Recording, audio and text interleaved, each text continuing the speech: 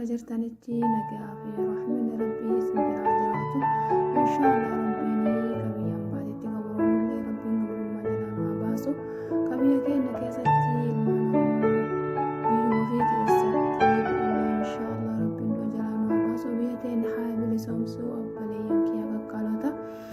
Bakka jiraattanii alhamdulillah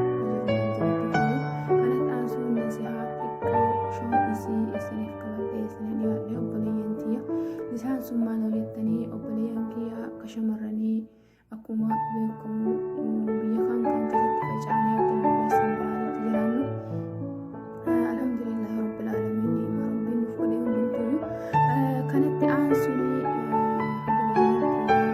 fuulli keessanii sababa garaagaraatiin sababa adda addaatiin isin shifaa'u isin gurraachatu qoricha kaan ifaanitti fudhachuun isin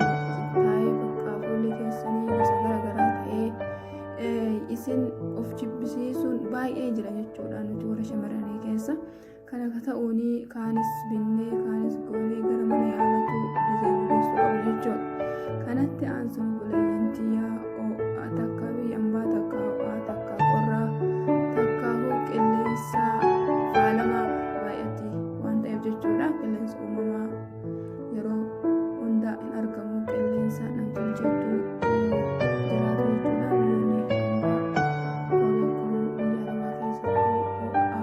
jechuudha.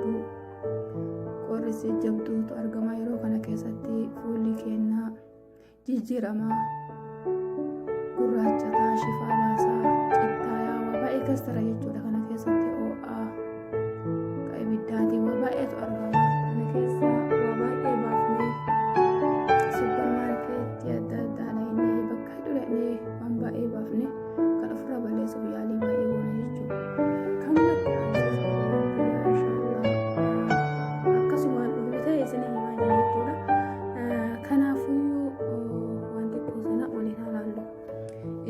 isa kana suppermaarkeetii keessatti yaa bu'ee ba'ee bitadha jechuudha.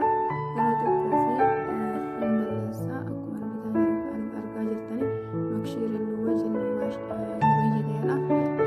Fuularraa arabee bubbisaa jala dhiifama isinitti argamu fakkaataa iyyuu fuularraa shifaa fi waan argama. Fuularraa shifaa gurraacha baasee fuula keessan qulqulleessaa jedha jechuudha. Akkuma argaa jirtanii kun akkana isin argama. Sagaliyyaa fi suppermaarkeetii garaagaraatiin argattu. Isa kanallee dandeettanii itti fayyadamtu jechuudha. Isa kanatti illee fayyadamee xiqqoo isatti illee xiqqoo wayyaa argadhe jechuudha. Isa kanatti jechuudha.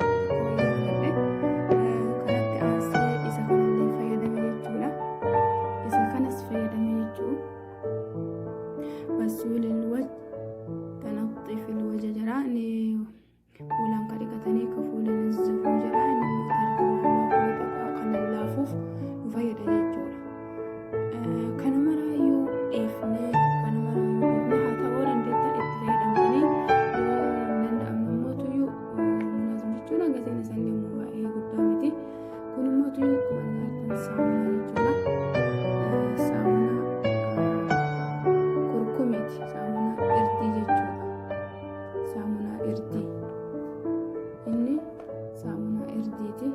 isin fayyadaa jedhee yaada baay'ee tokko isin fayyada obboleeyyan gatiin isallee laafaadha.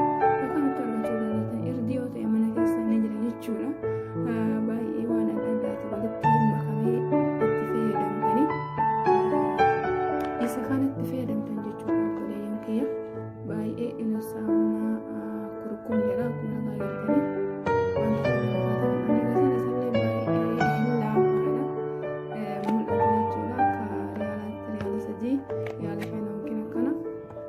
wanta isa kanatti fayyadamaadha obboleeyyan tiyyaa. Fuula keessan ka isin shifaa'u ka isin gurraachatu ka isin ciccittaa'u ka bishaan isin guuru saamunaan kun baay'ee isin fayyada isiniin jedha. Saamunaan kun baay'ee isin fayyada. Kun immoo tuyyuu xiqqoo gatiin isaa xiqqoo wantiidha. Yeroo argatanii itti fayyadamtanii baay'ee isin fayyada jechuudha. Kun immoo akka kiriima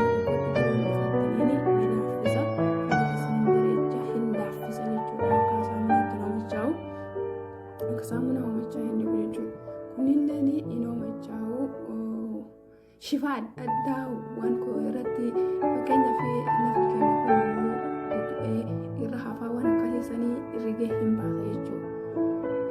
Kuni baay'ee filatamaa saamunaan kun immoo baay'ee filatamaa baay'ee bareedaadha.